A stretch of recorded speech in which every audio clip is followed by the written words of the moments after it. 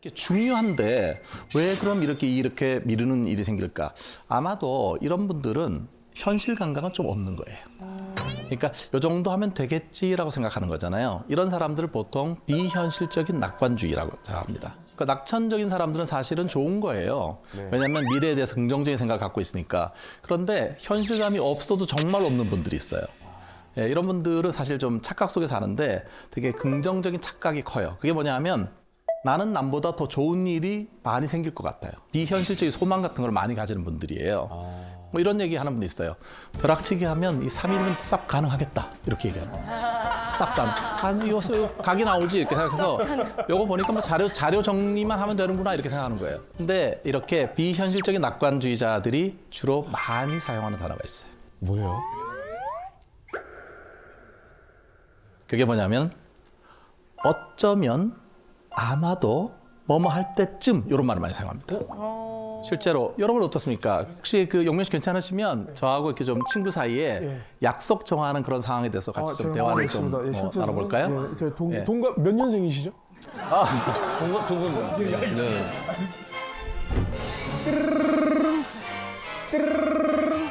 네, 여보세요. 동기야, 우리 내일 한 12시쯤에 한 만날까? 뭐 아마 12시쯤 뭐 괜찮지 않을까? 12시쯤 아마 괜찮을 거야. 야, 근데 점심 먹기 애매하지 않나? 뭐 그렇게 뭐 어떻게 생각하면 또 그렇게 생각할 수도 있겠네. 점심은 좀 애매할 수도 있어. 누군지 기억났어. 너무 애매한데? 저 답답. 어떻습니까, 여러분? 이렇게 약속 정하는데 확실한 말을 거의 안 해주는 이런 사람 있잖아요. 있어요, 주변에 있어요. 와, 이런 친구들은 꼭 직전에 약속이 취소가 돼요. 약간 뭔가 불확실한 대답을 통해서 다음날 그래서 언제 만나는 거야? 그래서 어디서 만나자고? 이 약속의 우선순위를 정해두지 않는 것 같아. 네. 그 어떻게 생각하면은 나하고 관계를 별로 중요하게 생각 안 하는 거 아니야 이거 자체가. 어쩌면 예, 이렇게 얘기하면. 예, 어쩌면 이게 자기 입장에서는 뭐 아니 그걸 정확하게 할 수도 없는데 뭐 어떻게 그렇게 얘기를 해. 그러다 보면 한 30분씩 기다리는 일은 많고 기다렸다고 하더라도 그 사람이 이렇게 얘기할 거예요. 내가 언제 정확하게 얘기한 건 아니잖아. 그 내일 뭐뭐 할지도 몰라 이렇게 말하지 말고 내일 언제 하겠다. 내가 몇 시에 가겠다. 이렇게 말을 하는 게 되게 중요한데 공개 선언 효과라는 게 있거든요. 이게 뭐냐면 내가 어떤 일을 하겠다라고 하는 거를 내 지인한테 이렇게 확언하듯이 얘기를 해놓는 거예요. 해놓으면 다음날 실제로 그 일이 일어날 확률이 훨씬 높다고 하네요. 책임감? 그러니까 책임감 같은 게 생기니까 실제로. 근데 이거를 여러분도 만약에 다이어트 하는 거 하실 때도 보면 이런 사람들은 아마 뭐 글쎄 한 10kg는 빼지 않을까 실제 못 빼거든요.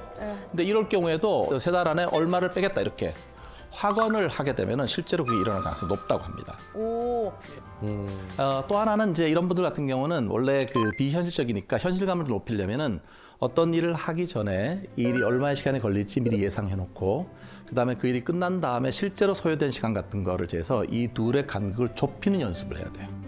실제로 이 간극이 되게 넓거든요. 보통 한 2시간 될 것 같지만 실제 몇 시간 걸렸다면 그 사이에 도대체 내가 어떤 일이 됐고 어떤 그 사건이 일어났고 이런 것들을 한번 리뷰를 해보는 일종의 오답 노트를 만드는 게 중요해요. 이런 경우가 있습니다. 어떤 사람이 그 4주차 동안 일을 해야 돼요. 그런데 한 실험 집단은 자기가 특정에 해야 될 과제를 했는지 V표 체크를 하게 했어요. 아무것도 적지 않고 그냥 V표 체크를 이렇게.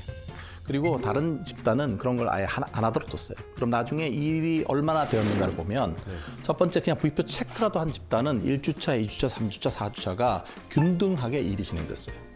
그런데 그렇게 하지 않은 집단은 1, 2, 3주차 별로 안 하고 어떻게 되겠습니까? 마지막 순간에 미친 듯이 벼락치기를 하게 되는 거죠. 그러니까 이런 얘기 할 수 있는 거예요. V표 체크만 하는 것만으로도 벼락치기를 면할 수 있다. 실제로 여러분 그 어떤 일을 할 때 자세하게 적을 필요는 없어요. 어떤 분들 너무 자세히 적었는데 내가 이 일을 했나 안 했나만 체크를 하는 것만으로 도움되죠.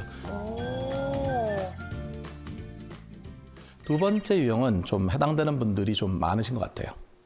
두 번째 유형은 자기 비난형 꾸물이들이 있습니다. 어떤 학생은 전교 2등이에요. 전교 2등이면 행복하지 얘기했더니 행복하지 않대요. 전교 1등과 비교했을 때 나는 열등하다는 거예요. 그래서 다음번에는 전교 1등이 됐어요.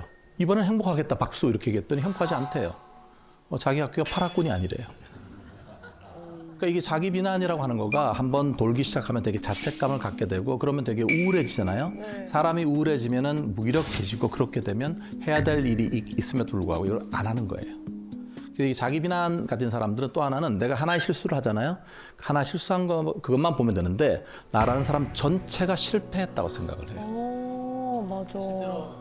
난 왜 이렇게 지난번 그때 왜 시작하지 않았을까? 나는 노답이야. 나는 구제불능이 아닌가. 이런 다그치는 말, 이런 것들, 이런 걸 많이 하게 되는데 이게 사실 도움이 안 돼요. 왜 그렇습니까? 내가 나를 채찍질하게 되면 힘이 더 빠지잖아요. 그럼 실제로 일을 더 못하게 되고 그렇게 되면 다음은 더 또 실패를 하게 되고 그럼 실패가 실패를 계속 이어져가는 그런 거를 갖게 되거든요. 여러분 생각 어떻습니까? 이런 그 자기 비난하는 아이들 사실 생길 수 있거든요. 근데 이런 거가 부모와의 관계에서 많이 영향을 받는다고 합니다. 부모님들이 이 전가의 보도처럼 자녀를 이렇게 통제하고 싶어 해요. 사랑이라는 이름으로. 사랑하죠. 사랑하는데 사랑이라는 이름이 사실 어떨 때 보면 되게 부담으로 많이 작용하는데 브라이언 바버라고 하는 미국의 심리학자가 부모의 심리적인 통제에 대해서 얘기를 했어요. 한 가지만 예를 들어 드릴게요. 요즘 그 서준맘 이게 상당히 핫하잖아요, 되게. 그래서 용면은 괜찮으시면 그 초등학교 한 5, 6학년 되는 서준이로 해서 엄마와 많은 분들이 서준이의 얼굴 되게 궁금해했었는데. 네, 바로 이 얼굴인가요? 네. 네, 5학년 서준이.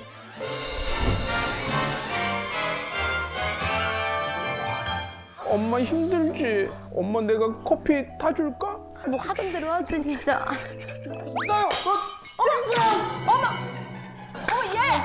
아니 그러니까 내가 너 가만히 있는 게 도와주는 거라 그랬지. 아니 왜 이렇게 도와준다 그래가지고 다 깨먹고. 세상에 너 이거 봐봐, 우리 애 아빠랑 똑같아. 네 아빠랑 넌 똑같아. 또 우니? 아니 남자가 이렇게 예민해서 어떻게 하려 그래. 아니 이런 얘기 했다고 막 울고불고 난리 부르쓰고 하면은 뭐 어떻게 하려 그러니 이렇게 예민해서. 어머 가리고 울어라 야. 엄마가 이렇게 화내면 진짜. 진짜 눈물 나. 진짜 눈물 지금 눈물 나왔어요. 났는데 이렇게 화내면 네. 근데 이게 보면은 중간에 그러니까 가만히 있으라 그랬지 이렇게 얘기를 하잖아요. 이런 거가 아이들의 입을 막는 거예요. 아이들이 말을 할 수가 없게 하잖아요. 아이들의 의사 표현 자체를 차단하는 겁니다. 또 하나는 이게 속상해서 막이는데 남자가 예민해서 어떻게 이렇게 얘기를 하잖아요. 내가 속상한 마음이 전달이 안 된 거잖아요. 그러니까 그 아이가 느끼는 그 감정 자체를 부모가 잘 수용하거나 인정해주지 않는 거거든요. 그러면 나는 부모님한테 도움 하나도 안 된 그런 사람인 거잖아요, 자체가. 일종의 이게 약간 가스라이팅 같은 거예요. 그래서 아이들한테 중요한 거는 이거 내가 자율적으로 어떤 거를 독립적으로 할 수 있도록 이걸 잘 지켜보는 역할 이런 거를 해주셔야 돼요. 그렇지 않으면 실제로 아주 똑똑한 아이로 자라났지만 마음속에 늘 부족한 아이라는 생각을 갖게 되는 거거든요. 부모 역할 하기 참 어렵죠. 세 번째는 현실 저항형 구문이 있는데 여기 그런 분들 좀 있을 수 있습니다. 반항아 기질이 있는 분들 있죠. 약간 전문 용어로 말하면 좀 개김성 있는 분들. 네. 그렇죠. 실제 직장에서도요. 내가 마음에 들지 않는 상사가 나한테 일 시키잖아요. 그러면 대놓고 못하겠다는 말은 못하니까 어떻게 하면 은근히 천천히 하고 태업을 해요. 태업을 하면서 이렇게 얘기하죠. 네가 시켰지만 난 안 하고 있지롱 이렇게 이걸 하는 거죠. 여러분 그게 직장인만 그런 건 아니에요. 아이들도 보면요. 왜 풀어야 되는 일일 학습지 같은 거 있잖아요. 요거를 시키는데 이게 너무 많은 거예요. 풀어야 되는 게. 그러면 애들이 어떻게 하면 은연중에 몇 개를 숨겨요. 숨기고 나서 엄마한테는 이거 안 왔어요. 이렇게 얘기를 해요. 이렇게. 이게 뭐냐면 이게 대놓고 뭘 못하겠다는 말은 못하지만 소심하게 이렇게 자기가 꼭 안 하고 이렇게 반항하는 거거든요. 근데 이런 사람들을 보통 그래서 심리학에서는 약간 수동 공격적인 성격을 갖고 있다. 영어로 패시브 어그레시브하다 얘기를 하는 건데 이런 분들 직장에서 어떤 게 있냐면 처음에는 되게 협조를 하는 것 같이 보여요. 열심히 나가서 열심히 일을 하는 것처럼 보이는데 네네. 좀 시간이 지나면 은근히 빼면서 딴 일 있다고 빠지면서 나중에 서서히 빠져나가는 사람이 있는 거예요. 혹시 그런 경험 보신 적 있습니까? 많이 있죠. 뭐 작업하다 보면은 많지 않습니까 그런 분들? 네, 너무 네. 많지. 근데 왜 다 나를 먼저 쳐다봐요? 사람들 계속 나만. 아니 혹시 다들 있냐고 저는 여쭤보는 거예요. 뭐 한번 생각을 지금 한번 해볼게요 제가. 근데 저 같은 경우에는 방송이라는 업을 하니까 함께하는 일들이 굉장히 많잖아요. 그래서 이거는 뭐 찍어도 되고 안 찍어도 되는 일이에요. 근데 찍자라고 했어요. 추가적으로. 네. 모이기로 했는데 하루 전 정도에 캔슬을 하는 거죠. 그러니까 노쇼를 한다거나. 그러니까 그런 일이 한 3번 반복되면은 이제 저도 생각이 좀 바뀌더라고요. 삼진아웃이 되죠. 네. 이게 그 수동 공격적인 사람들이 사실 겉으로 볼 땐 잘 몰라요. 겉에는 되게 나이스하게 하고 뭔가 협조적 이런 걸 보여주는데 네. 이런 사람들은 또 특히 변명거리를 대는데 아주 능수능란하거든요. 이럴 수가. 그럼 나랑 통화했던 내용이. 네, 또 하여튼 진실은 어딘가 저 너머에 있을 수가 있어요. 이 수동 공격적이라는 게 상당히 흔합니다.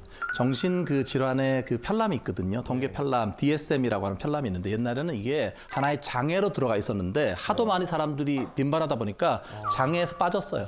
평범한. 너무 일상이구나. 현실 그 저항형 이런 사람의 가장 대표적인 사람이 여러분 잘 아는 레오나르도 다빈치 있죠.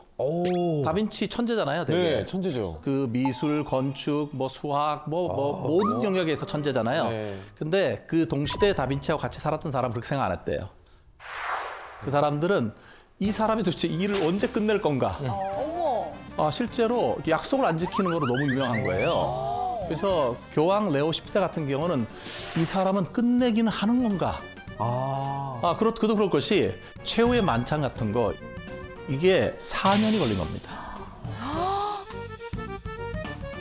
여러분 좋아하는 모나리자 그림은요, 이거는 14년이 걸린 작품이에요. 아직도 완전히 완성되지는 않았어요. 14년 걸렸고요. 아니 그래서 눈썹이 없나? 다빈치가 얼마나 일을 마무리를 안 하고 소위 개김성을 보였냐면 그 1400년대에 실제 그 무염스테 성도회라는 데에서 그림을 그려달라고 했어요. 이게 이제 암굴의 성모라고 하는 그런 그 작품인데요. 네, 요거 끝나는데 가볍게 25년 걸렸습니다.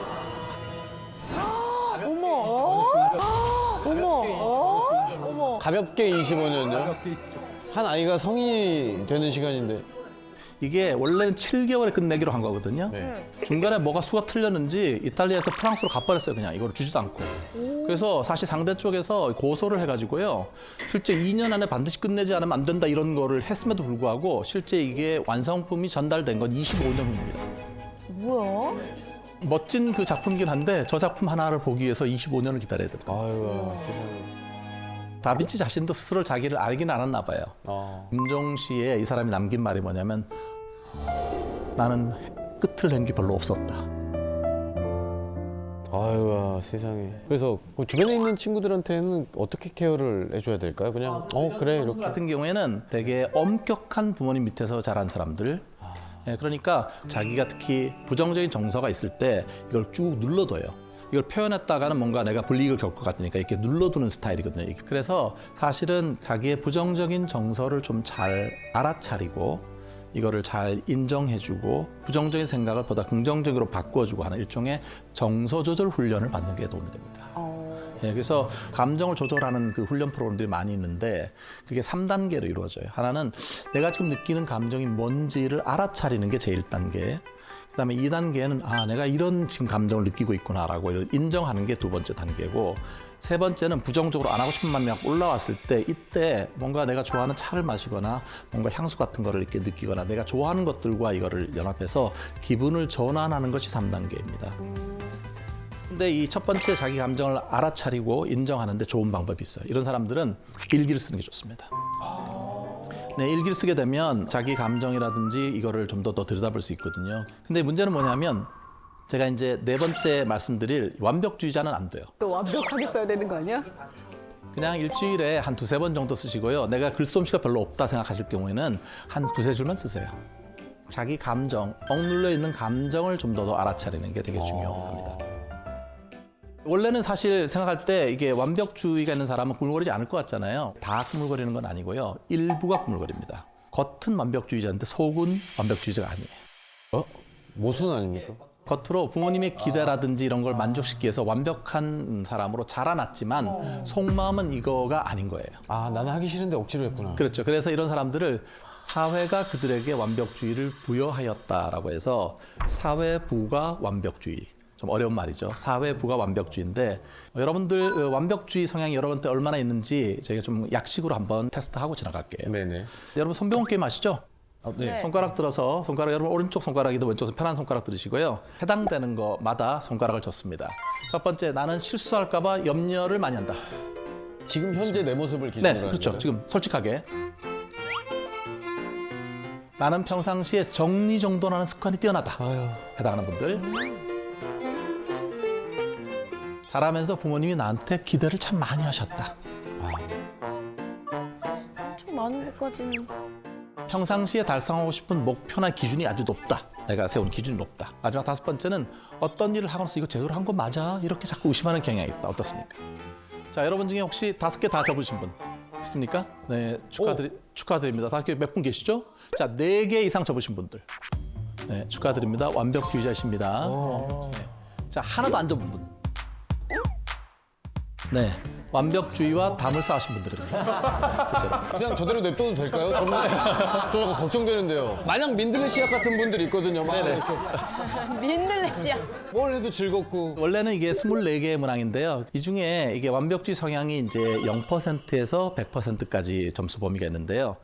자, 이거를 제가 패널 분들께 미리 좀 한번 해보고 싶다 이렇게 부탁을 드렸어요. 자, 제 거네요. 근데 지금 대성 씨 같은 경우는 지금 54%잖아요. 네. 여러분 이게 50% 미만이신 분들은 완벽주의 신경 안 쓰셔도 돼요. 완벽주의하고 상관없어요. 54%는 약간 있는데 한 가지 재성 씨 거 같은 경우에는 네. 행동에 대한 의심편에 표시가 돼 있잖아요. 네, 네. 이건 뭐냐면 내가 어떤 일을 하고 나서 제대로 한 거 맞나 이렇게 자꾸 체킹하는 거예요, 실제로. 네, 맞습니다. 예, 이런 특성이 있지만 사실 완벽주의 성향이라고 볼 수는 없어요. 네. 다행이다. 네, 용영 씨 같은 경우에는 60점이네요. 60점이 넘어가게 되면 약간의 성향이 있다고 보셔야 돼요. 원래 이게 완벽주의자인지 아닌지를 판단하는 기준점은 72%예요. 그런데 60%대에 있는 분들은 완벽주의 성향 일종의 그런 경향성이 있다고 생각하시면 되고요. 보면 실수에 대한 염려하고 행동에 대한 의심 이런 것들은 좀 있는 거잖아요. 이 오각형 중에서 보실 때 가운데 있는 실수에 대한 염려, 부모의 높은 기대, 맨 왼쪽 하단, 그리고 오른쪽 하단의 행동에 대한 의심, 이 삼각편대는 점수가 높을수록 우울에 대해 좀 취약할 수 있는 경향성이 있는 거고요. 가로축에 있는 높은 성취 기준, 철저한 정리정돈 습관, 이쪽에 점수가 높은 분들은 행복한 완벽주의자일 가능성이 있습니다. 네, 이세미 씨 같은 경우는 44%, 아까 뭐였습니까? 50% 미만, 완벽주의하고 아무 적이 없습니다. 아무 상관이 없어요. 네, 그런데 보시면은 철저한 정리정돈 습관 자체 점수가 상당히 높지 않습니까? 행복한. 제 생각에는 상당히 구조화돼서 어떤 이 관리하나 이런 걸 잘하시는 거예요. 네, 박세미 씨 같은 경우는 62% 어떻습니까? 지금 나온 4분 중에서는 점수가 상대적으로는 조금 더 높죠. 좋네요. 혹시 어떤가요? 본인이 좀 약간 완벽한 성향이라든지 또는 완벽해서 좀 일을 미루거나 이런 적이 있습니까? 완벽 때문에 일을 미루는 게 있어요. 뭐냐면 그런가요? 네. 완벽한 결과물 때문에 회의하는 게 미뤄져요. 이것저것 머리 쓰고 막 이야기하고 막 이게 너무 싫으니까 괜히 막 회의 전에 딴짓하고. 약간 회의하면 스트레스 받으니까 그걸 미루는 거예요? 그거를 미루는 거예요. 한 62% 정도면 적당히 균형을 잘 갖고 있는데 어떤 부분에서는 조금 스트레스를 받을 수 있는 부분이 있다는 거죠. 네, 근데 4분은 지금 잘 균형이 잘 잡힌 상태예요. 다행이다. 정신적으로 좀 건강한 스타일인 거죠? 네네네. 네. 그러면 한국 사람들 중에 얼마나 많은 사람이 완벽주의 성향이 있을까?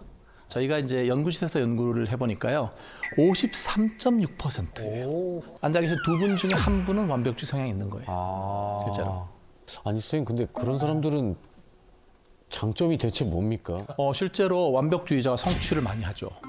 이뤄내는 게 많습니까? 네, 완벽주의자 중에서 네. 30%는 우울하지 않고 업적을 많이 내는 행복한 완벽주의자들이 있어요. 사실 행복한 완벽주의자와 그렇지 않은 우울한 완벽주의자의 차이가 힘든 건 같아요. 힘든 일이 생기면 둘 다 힘들거든요. 차이는 좋은 일이 생겼을 때 이걸 빨리 탐지하는 거예요. 근데 완벽주의자 중에서 우울한 쪽으로 가는 사람들은 자기가 뭔가 잘했을 때 극명하게 다른 모습을 보여요. 우리가 어떤 일을 잘했을 때는 되게 나한테 성취했으니까 기쁜 일이잖아요. 근데 기뻐하지를 않는 거예요. 이게 그래서 자기가 뭔가를 성공했을 때 이 작은 성공이 됐을 때 이거를 자기한테 잘 크레딧을 줄 수 있느냐, 마치 흰 색깔을 옷을 빠는 데는 비슷하지만 색깔 옷을 더 선명하게 할 수 있느냐, 그 차이가 다른 겁니다.